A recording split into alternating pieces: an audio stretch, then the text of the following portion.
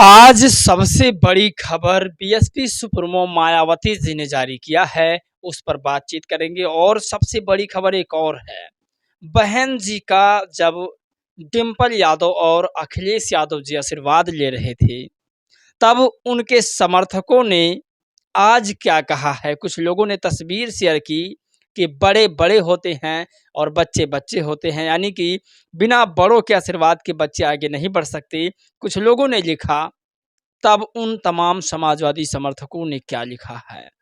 ऐसी खबर लिखी है कि पूरा दलित समाज शर्मसार है। और जो उन्होंने लिखा मुख्यतः वो सही लिखा है, लेकिन फिर भी शर्म की बात है, ये आपको बताएंगे। और बोधगया में इस जलजलाती हुई धूप में कई महीनों से बौद्ध भिक्षु धरने पर बैठे हैं, और उनके जो मंत्री हैं, यानी अल्पसंख्यक मंत्री जो हैं, जो बौद्ध धर्म से भी आते हैं, वो मंत्री एसी में बैठकर, सरकार में बैठकर मजे ले रहे हैं। ये भी आपको बताएंगे, रामपुर में यादव समाज के कुछ जातिवादी गुंडों ने दलित लड़की की शादी नहीं होने दी।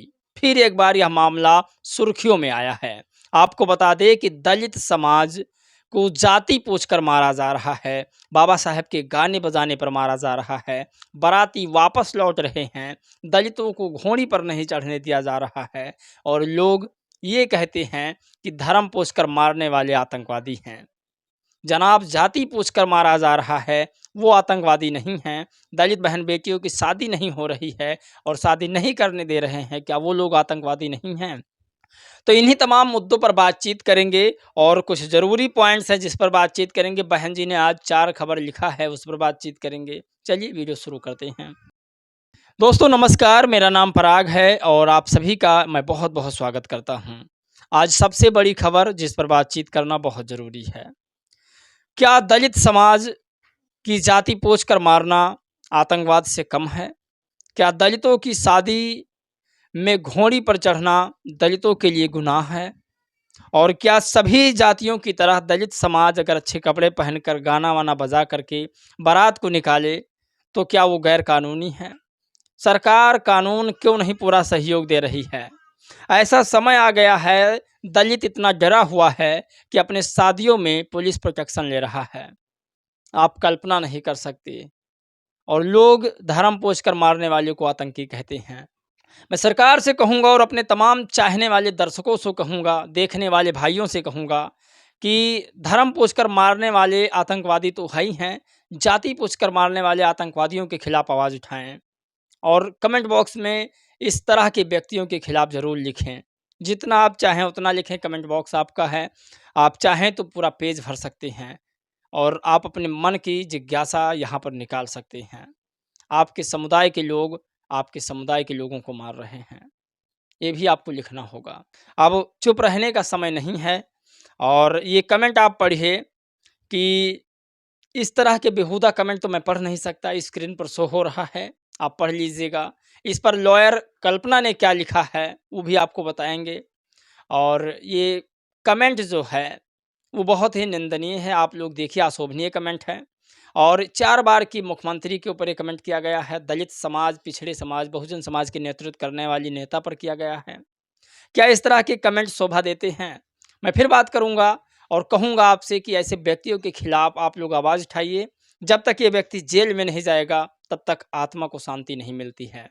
इस पर लॉयर लिखते हैं कि कल्पना श्रीवास्तव की यह टिप्पणी न केवल कानूनी रूप से आपराधिक है बल्कि सामाजिक रूप से भी अत्यंत निंदनीय है। सुश्री मायावती जैसी प्रभावशाली नेता के खिलाफ इस तरह की भाषा का उपयोग न केवल उनकी गरिमा को ठेस पहुंचाता है बल्कि दलित समुदाय और व्यापक समाज के बीच तनाव को बढ़ावा देता है।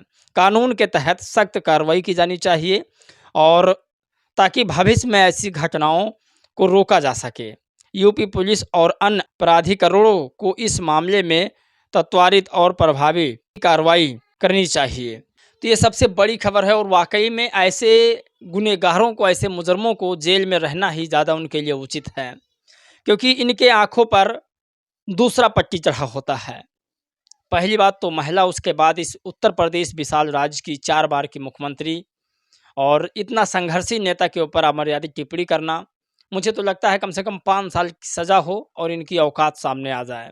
और आपको बता दें कि बड़ी खबर ये है कि कुछ लोग लिखते हैं कि जब बात मुसलमान की आती है तो सब हिंदू एक हो जाते हैं, लेकिन जब बात दलित पर आती है तो सरेआम गोली मार दी जाती है, तब सारे हिंदू एक क्यों नहीं होते हैं? यानी कि जब दलितों को मारा जाता है, तब सब एक हिंदू क्यों नहीं एक हो जाते हैं?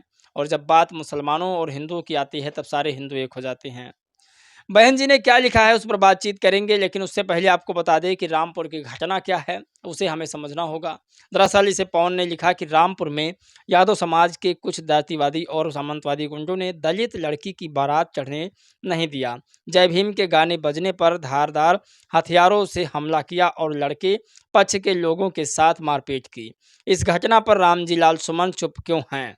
इस घटना पर रामजी लाल सुमन दलित परिवार की न्याय दिलाने के लिए प्रेस कॉन्फ्रेंस क्यों नहीं करते? दरअसल समाजवादी पार्टी के सांसद रामजीलाल सुमन, जब उन पर हमला हुआ, करड़ी सेना ने हमला किया, उनको गाली गलौज दिया, तब समाजवादी पार्टी के नेताओं ने जानते हो क्या कहा? उन्होंने कहा एक दलित सांसद पर हमला हुआ है। आप कल्पना नहीं कर सकते, समाजवादी पार्टी सांसद को दलित सांसद बता दिया गया।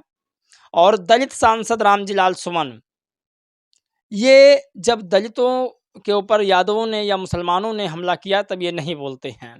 ख़ास तौर पर हमें बोलना चाहिए, और हमें तब भी बोलना चाहिए जब यादवों पर कोई और हमला करे, मुसलमानों पर कोई और हमला करे। लेकिन जब दलितों पर ये दोनों हमला करें तब भी हमें बोलना चाहिए। मैं बहुत निष्पक्ष बातचीत करता हूँ। मैं लाग लपेट में या अपने व्यूज़ के चक्कर में ये नहीं चाहता कि किसी कमज़ोर वर्ग को दबा दिया जाए। बड़े वर्ग की हम तारीफ़ करते, व्यूज़ लाखों करोड़ों में आ जाए, इसीलिए मेरा चैनल शायद डेड भी है। खैर कोई बात नहीं, हम निष्पक्षता के साथ बात रखते हैं। हम आपको बता दें कि सूरज कुमार बौद्ध लिखते हैं कि बोध गया महाविहार को मुक्त कराने के लिए हमारे कई पूज्य भिक्षु इस चिलचिलाती धूप में महीनों से प्रदर्शन कर रहे हैं।